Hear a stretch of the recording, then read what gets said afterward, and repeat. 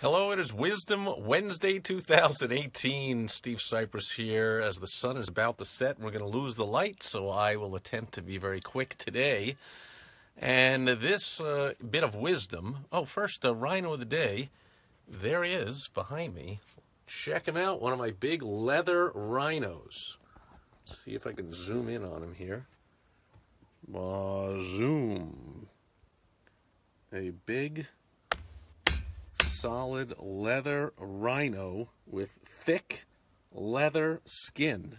Now, real rhinos, you might know, have supposedly 2-inch thick skin, so things just bounce right off them. And a whole bunch of people here, and I just missed a whole bunch of them, but I see Lindsay, Jeremy, Cody,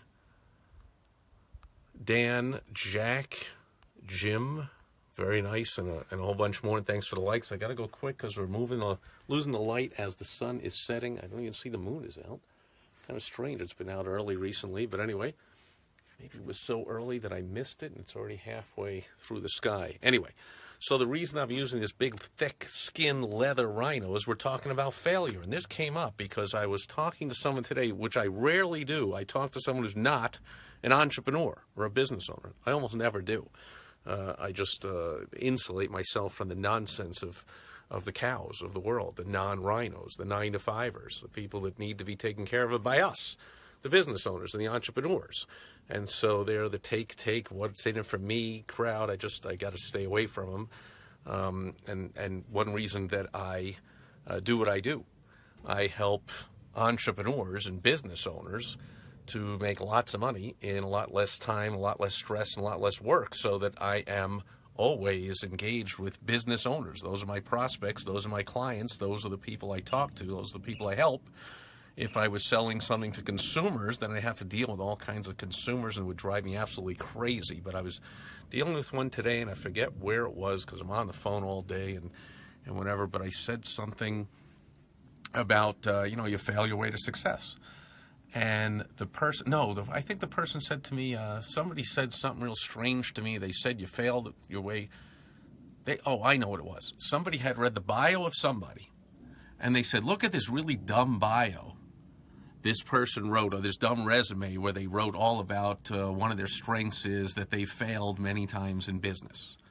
How stupid is that to put that in their bio or on their About Me page or their resume or wherever it was this person was talking about? I'm like, to me, and maybe to you, is second nature that entrepreneurs, business owners, we're always talking about our failure. In fact, we're always boasting about it. There's so many good things. First of all, you're going to fail. There's failure in all life. And as I said, most people just failed to even attempt to become an entrepreneur. They just go right to being taken care of an entrepreneur. So they failed already at the game of opportunity, and especially if they're in the United States, for crying out loud, they've completely failed as soon as they accept the job lifestyle and or go to school to get a good education, to get good grades, to get a good job, work for somebody else, and then they never go out on their own, and they never do what the dream they always said they wanted to do, or to become a business owner and to actually start to run their own life. So they failed already.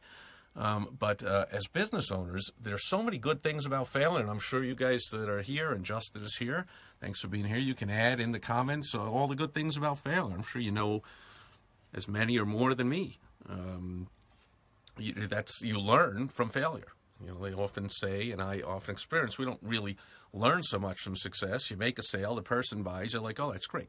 But when a person says no, you're like, let's try and figure out and learn from that experience. Go right out and ask them, why'd you say no? Why didn't you buy? What did I do wrong? What could I do better? So you're going to learn from your failures. You're going to also learn perseverance from your failures. You're going to develop that thick skin from failures. A lot of investors, I know a lot of people that invest in businesses. I'm one of them.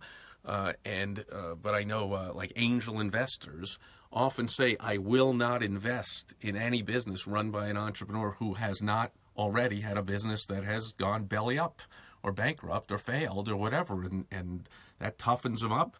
And then I know that since they bounced back from that and didn't just slink into 9-to-5 world and give up and lose all their confidence, if they're right back at it again, then that's someone time tested. I don't want the first time somebody's tested with failure to be on my dime that I've invested in. So again, they absolutely look for failure. So that is something that we boast about. I mean, I can tell you the two best things that happened in my life, and I talk about them often, and they're in books that I've written, if you care that much to find out that much about me, but I'll just say it here. The first thing was that I went and I went through high school, went through college, went through law school, went to take the bar exam, and I flunked the bar exam. First exam, test of any kind I'd ever flunked. I'm pretty much not even just gotten an A on without studying and all that crap, and there I was. That was the thinking in my head, like, you know, this will be like every other one. I'll just breeze right through it. Now, I actually only missed it by 1 point, but it's a pass-fail exam, folks, so I just flunked. See ya. Done. Out. Now, of course, some people take it 2, 3, 4, 5 times. Those are people that actually want to become a lawyer. I just took it because I figured, you know, I went to 3 years of law school. I don't really want to become a lawyer, but I ought to take it now because I'll never know more now about the stuff you got to know to pass the bar exam. I won't know more later. I'm leaving my head every day, so I got to take it now. And then I hardly studied. I worked full-time all summer where everyone else was paying money for their big bar review classes and studying all night, and I was laughing. Well, who got the last laugh? Not me.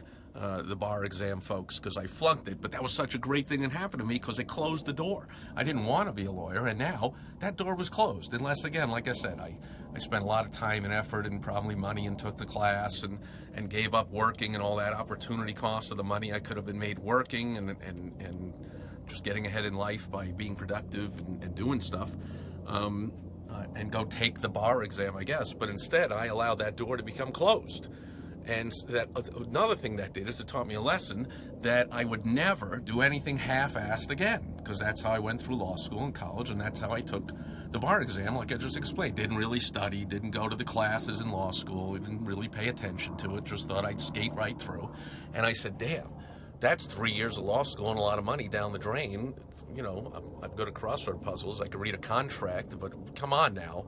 So I will never again do anything half-assed. Then I turned my hobby, which I had started in my last year of law school, I turned that into a business. And thanks to flunking the bar exam and saying to myself, I'll never do anything half-assed again, man, I poured everything into that business and went crazy. And I thought a lot while I was in the startup phase for the first couple of years of that, like, man, if I had put in like 1/10 of this much of this effort in college, law school, who knows what would have happened. But good thing is I didn't. So all that might have happened in academic world didn't. And my business became #1 in the industry and grew to a multi-million-dollar business. And now I had this great lifestyle and felt like Mr. Big Shot and success. And all my family and friends were like, what the heck? I wasn't even 30 years old. And a multi-million-dollar company and was employing all these people and expanding the office space all the time and always had the biggest ad of any of my competitors in all the magazines and all the anything and on the radio and whatever, and it was a big shot in the industry, biggest company. Then I messed it up. Long story short, but I made a lot of mistakes, and the company went belly up, and that was the second best thing that ever happened to me because, man, the company, I learned so much from the mistakes I made, and I looked back and I saw the telltale signs that I've helped not only myself and over a dozen businesses that I've run, but so many clients and so many business owners. I've helped them spot the warning signs of a company that everything seems great. I was #1 in the industry. On the outside, everything seemed great. Still had all these employees, all these customers, everything's rolling, the company's growing, but there were cracks and there were fissures and there were problems there. Looking back, I saw them. I've learned that I've helped myself and other people to avoid those mistakes. So that was a great thing that happened. And again, it got me into the realm of, hey, I have failed in a business. And it made me tougher. I learned from it, made me stronger. Let's see if anybody else is written any. Well, nobody is, but thanks for being here anyway. But nobody is contributing anything else that they've learned from a failure. Hopefully that doesn't mean you haven't failed or you don't realize how much you failed, because if there's another saying, I guess, for another Wisdom Wednesday, but if you're not failing, you're not doing anything. If you haven't failed, you're not trying enough. So get out there and fail. Fail your way to success. Winston Churchill said success is the ability to go from failure to failure without the loss of enthusiasm. There are so many sayings and quotes from successful people about how much failure contributed to it, and especially for entrepreneurs. We know that failure is fine. It means we're out there doing stuff. If you're not failing, you're not getting enough stuff done, which you're not even attempting enough stuff. So go out, fail, develop that thick skin, and fail your way to success. Basically, that's Wisdom Wednesday for today. And Jeremy Danley chimes in at the end here. Thank you, Jeremy. And he's going to say, man, I can barely read this in almost the dark here. Who started this so late? Oh, I did. See, I failed to start this on time. Jeremy says, because almost my entire summer canceled. My entire summer canceled sparked me to study marketing and promotion. And then got it. Okay, Jeremy is a professional comedian, and now he actually is way beyond that. He is a guru to other comedians and owners of venues that hire comedians to come in. He helps them fill the place, and with plenty of people that spend plenty of money. And I guess he's saying they had one summer where almost every gig that he had booked to be a comedian canceled, which probably means they canceled because there was nobody showing up, and that sparked him to study marketing and promotion. And now his schedule is not only packed full, but he helps other people, like I said, pack their place as well. Way to go, Jeremy. There you go. An entire successful career and business, secondary business, started on top of it, all because of failure in the summer. Otherwise, if those venues had all been fairly well packed, he would have said that's fine, and he could have gone through life with things being fine instead of being fantastic the way they are. I'm trying to get some light here. Sun's over there as it sets. Last one, and then I'll have to go, because otherwise you can't see me. Jim says, no, that's it. Jim doesn't say anything, but he's here. Thanks for being here, and that's it. So thanks to Jeremy Danley and to Jerdog and anybody else that adds something in a comment afterwards. I always respond when appropriate. And that's about it for Wisdom Wednesday. Now, I'll be back tomorrow on Throwback Thursday, where I will pull something out of somewhere from the past, tell a story about it, and likely throw in a business lesson or two. And I hope you'll join me then, and I hope you have a fantastic Wednesday evening. And I'll be back tomorrow on Throwback Thursday. Thanks, Jeremy Danley, and anybody else putting a comment to help out today. And I'll be back tomorrow, Throwback Thursday. Hope I'll see you then. Bye-bye.